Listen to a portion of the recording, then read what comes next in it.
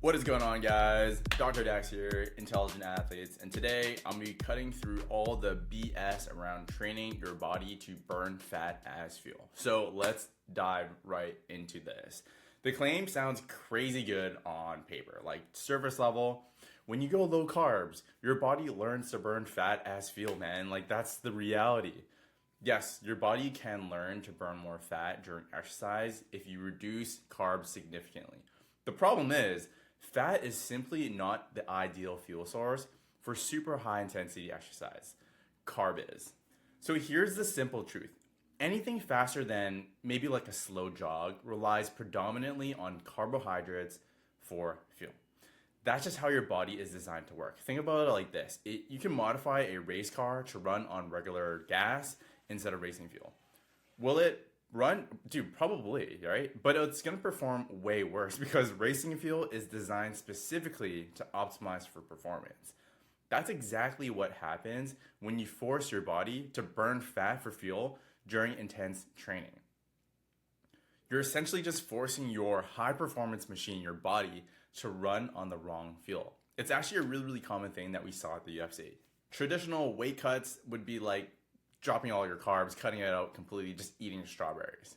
So imagine this. Imagine you've been working hard your entire career and you finally purchase your dream car, this Ferrari or GT3 RS, the one that you've always wanted. And it's not just like, any car. It's like, that Ferrari, it's an engineering masterpiece, V12 engine, capable of reaching 60 miles per hour in 3 seconds, designed by the finest automotive engineers in the absolute world.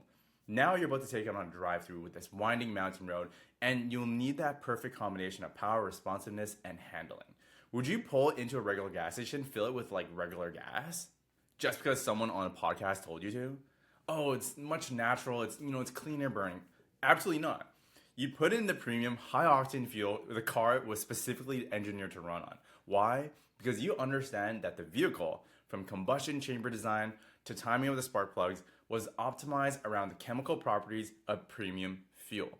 Your body's high performance energy system works on the exact same principles.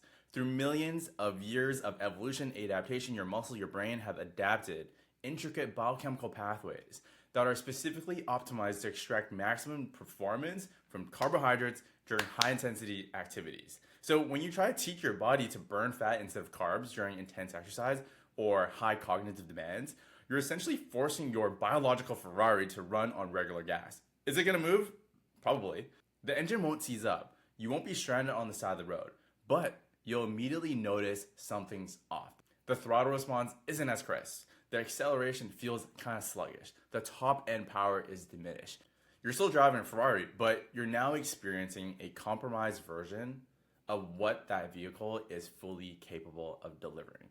This is precisely what happens in your body during that crucial presentation, that high intensity training session, or that mental performance challenge when you've been restricting your carbohydrates. Your brain, which normally consumes 20% of your total daily energy expenditure, primarily in the form of glucose, carbohydrates, starts experiencing the equivalent of an engine knock. Your muscle, which rely on glycogen, which is basically stored carbohydrate for explosive strength and power, begin to perform like they're running on some sort of restrictor plate. And here's what's particularly important for men in your position. Unlike a car, where you might immediately notice performance drop, your body is remarkably adaptable. It's gonna compensate. You'll still function just like the Ferrari will still move down the road. But that compensation comes at a cost, usually in the form of hormonal adjustments, recovery capabilities, peak mental acuity during crucial moments.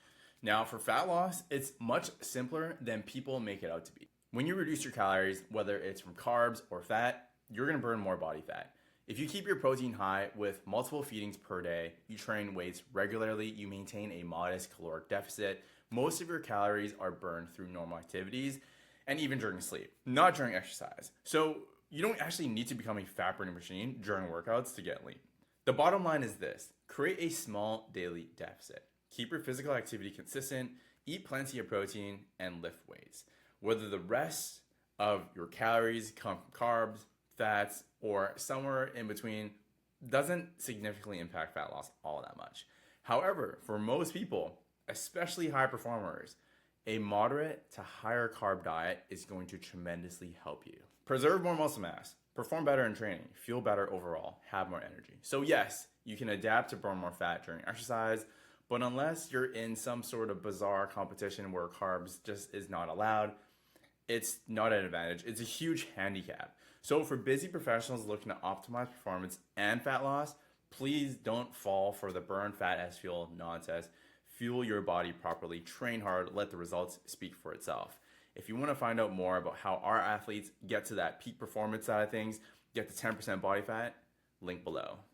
If you like this video, check out this one right here.